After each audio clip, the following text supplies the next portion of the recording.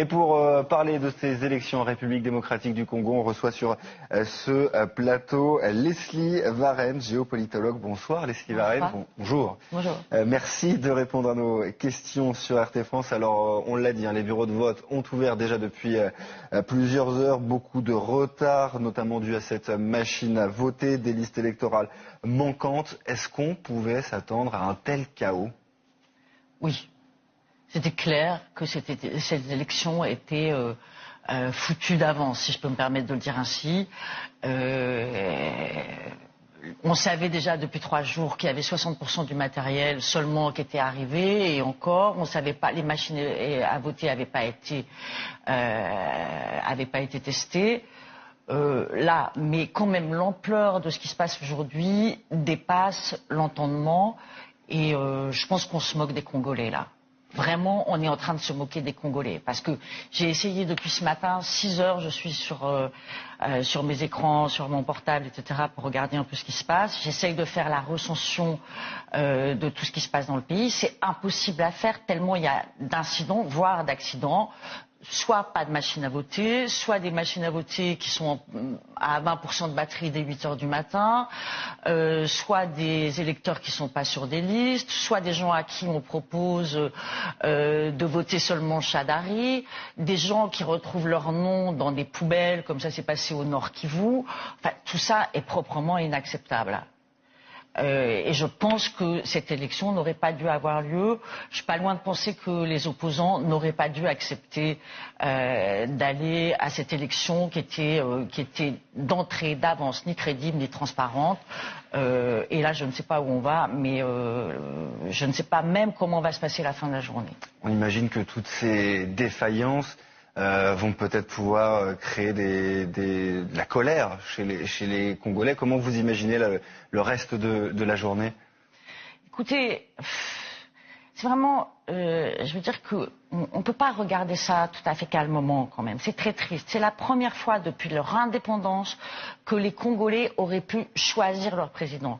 Il y a eu 2 élections, 2006, 2011. C'était pas des élections crédibles, c'était aussi des élections trichées. Les Congolais n'ont jamais choisi leur président. Cette fois, c'était possible. Peut-être, enfin, on aurait pu. Et on voit que c'est encore pas possible. C'est extrêmement triste de voir que il y a 80 millions de personnes. C'est un grand pays, c'est un pays riche, 80 millions de personnes qui sont prises en otage pour diverses raisons qui sont à la fois nationales, internationales, stratégiques et tout ce que vous voulez, et c'est incompréhensible.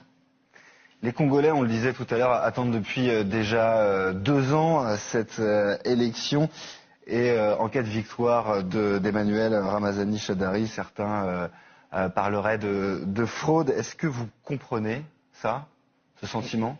Évidemment, mais si on regarde un peu ce qui s'est passé pendant la campagne électorale, on voit bien que les meetings de Shadary étaient presque vides, ou quand il y avait du monde, il venait et scandait, et la population scandait le nom de son opposant. Donc de toute façon, les Congolais ont envie de changement. Cette élection, ils savent qu'elle est foutue d'avance, ils savent qu'elle est truquée, et pourtant aujourd'hui il y a un engouement. Les Congolais sont allés voter, ils sont en colère quand ils peuvent pas voter. Pourquoi il y a cet engouement? C'est parce qu'ils pensent que cette élection, ça peut être le seul moyen de changer. Ils veulent changer, ils n'en peuvent plus, ils sont dans une précarité, une paupérisation, le pays est pillé, ils n'en peuvent plus, il faut un changement. Et c'est encore pas cette élection qui va amener ce changement, mais ça va amener quoi? Et comment les Congolais vont supporter l'annonce de Shadary vainqueur, ou l'annulation de l'élection avec tous les scénarios sont imaginables, ou avec l'annulation de l'élection et Kabila qui reste au pouvoir parce que l'élection est annulée? Comment les Congolais vont supporter ça? Est-ce qu'il va y avoir encore des morts? On est à 6 millions de morts depuis 25 ans. Mais moi, ce que je me demande, c'est où sont tous ceux qui donnent des leçons de droits de l'homme là? Qui regarde ce qui est en train de se passer en RDC aujourd'hui? Où est la communauté internationale? Où sont les organismes régionaux? Qui regarde ce qui est en train de se passer aujourd'hui? Comment on peut regarder ça calmement? On ne peut pas. Et qu'est-ce que pourrait faire concrètement la communauté internationale avec ce qui se passe en RDC? Comment pourrait intervenir la communauté Concrètement, internationale? il faut que le Conseil de sécurité décide qu'il y ait un gouvernement de transition pour donner les moyens d'avoir une élection crédible et transparente. C'est la seule solution. Joseph Kabila a prouvé qu'il ne pouvait pas organiser cette élection. Corneille Nangaa, le président de la CENI, a prouvé qu'il était incapable d'organiser cette élection. Ça fait 3 ans que cette élection est préparée et vous regardez ce qui se passe aujourd'hui dans tous les endroits du Congo. C'est pas possible. Donc là, Joseph Kabila ne peut plus continuer comme ça. Les élections ne peuvent pas avoir lieu de cette manière-là. Je rappelle aussi, parce que ça, il ne faut pas oublier, que la semaine dernière, la CENI a privé de vote 3 villes, Béni, Boutombo et Yumbi.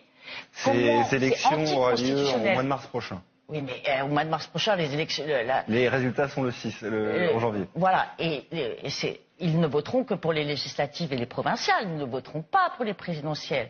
Est-ce que le Congo est en dehors de tous les pays de la communauté internationale? Est-ce que le Congo est sur la planète Mars? Ou est-ce qu'il fait partie des Nations Unies? Enfin, qu'est-ce que c'est que cette histoire? C'est pas normal qu'1,2 million de personnes ne puissent pas aller voter. Enfin, je me demande pourquoi personne ne réagit. Merci beaucoup Leslie Varenne d'avoir répondu à nos questions. Je rappelle que vous êtes géopolitologue. Merci beaucoup. Merci.